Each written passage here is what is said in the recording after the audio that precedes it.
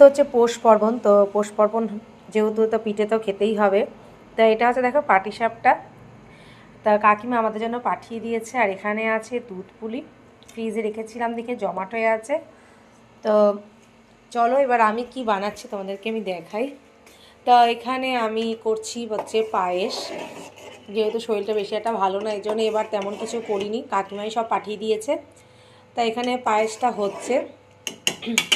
আর এখানে এই যে গুড় এনে রেখেছি, এই গুড়গুলোকে সব ভেঙে দেবো।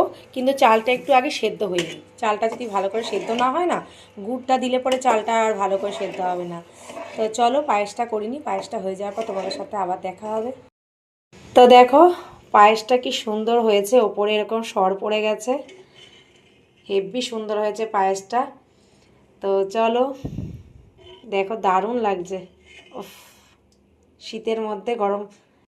তো আজকে হচ্ছে পৌষ সংক্রান্তি, তা পৌষ সংক্রান্তিতে এরকম দেখো জাস্ট পায়েসটা তো অসাধারণ আছে। আমি অনেকটা খেয়ে নিয়েছি,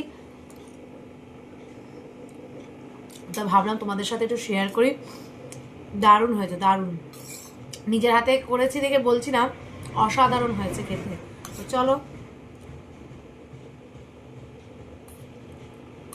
ও মন প্রাণ জুড়িয়ে যাচ্ছে।